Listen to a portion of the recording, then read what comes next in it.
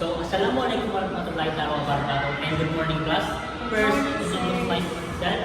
My name is Dr. Ray C.J. Kanda, just small before Sir Ray. So, our topic is number problem. So, the question is, the sum of three consecutive even numbers is 72. Find the numbers. So, class, what is used for solve it? Okay, Miss Ivy. Okay. Number 32, Colliers method. Very good. So, Colliers method. What is Colliers method? Okay, Miss Ivy. So, Colliers method, this method can help us organize our thinking by using the four steps. The first step is U, understand the problem. The second step is P, devise a plan. The third step is S, carry out the plan. And the last step is look back or check it. Okay, very good. First, write solution.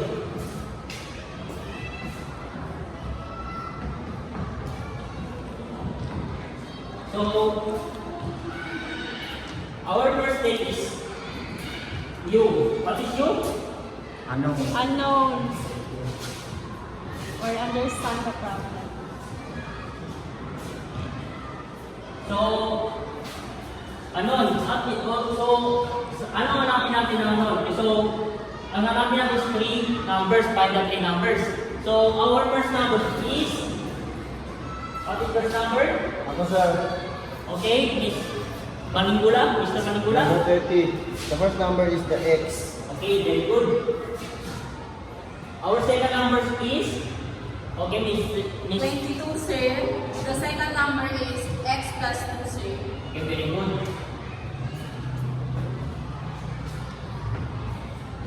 So, our third number, Yes, sir. okay, Number 32, the third number is X plus 4. very good. So, our next step is, Plan. okay, very good. So now, the plan is, kunin natin to. So now, x plus X plus 2 plus X plus 4. X plus 4 equals 72. okay, very good. Our next step is, Solve. what is solve? In the Carry out the plan. okay, very good. So, kunin natin to. So, x plus 2 plus x plus 4 equal to 72. So, now our next step is, Sir, Sir, walang half close close parentheses. parentheses support. X plus 4. okay, sorry.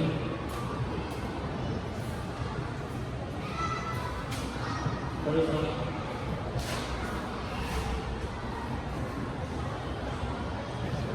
So, our next is solve it. Combine like third. Okay. S plus x equal to 3x. very good. So 2 plus 4 plus 6. Sorry guys. So 2 plus 4. 6. Oh, very good. Equal Equals to 72. So what is used for solving this 2? ABA, sir. Very good. Yes. So 6 minus 72. 66 Very good.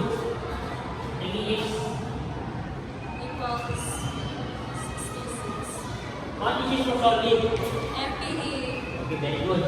So 1 over 3 3 times 3X. 3x equal to 66. So 66 divide 3 equal to 22. 22, sir. very good. So x equal to 22. So our first number is 22. okay. Our second number, how to solve it? So We're gonna substitute. okay, very good. So our age is 22. 22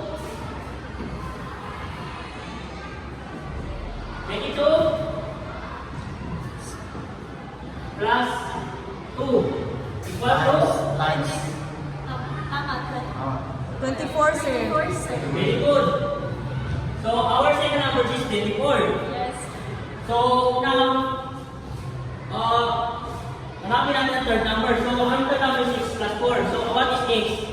22. 22 Okay, very good. 22 plus 4. plus 4. The third number is 26. Oh, equal to? 26. Po. Very good. So, our first number is 22. Yes. Our second number is 24. Our third number is 26. Tama ba? Yes. So, proceed to check. Yes. So, what is check?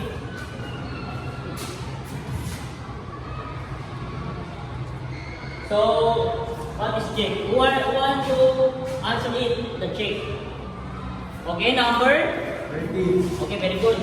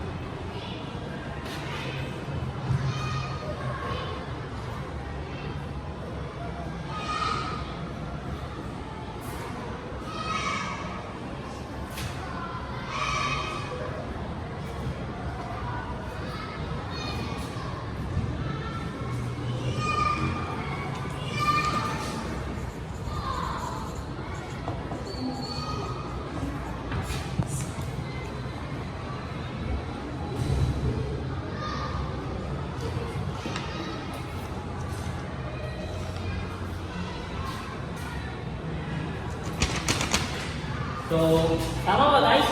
Parang may mali no? Me, sir. Okay, anong mali dito? My ex equal to. Tama ba? Mali din. Mali din. Parang may kulang din. May kulang, sir. May kulang. Okay, Miss ID, ano na lang ito din? Oh. Okay, okay. Good. So, our check is tama ba? Yes, sir. So, why? Kasi, ano ba yung check natin? Ano? Sir, normally po, sir. Tatlo.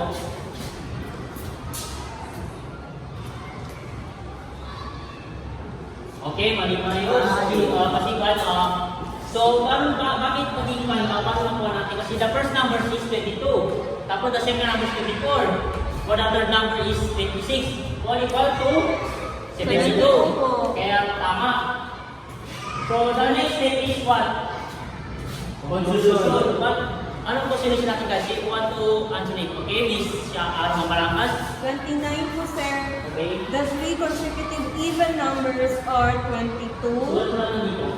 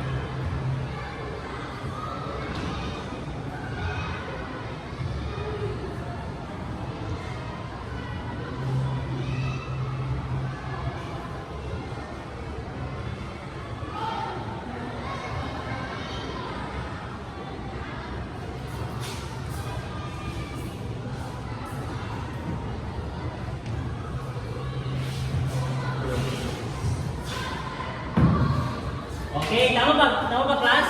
Yes, sir. So the constitution is the three consecutive even numbers are 22, 24, 26.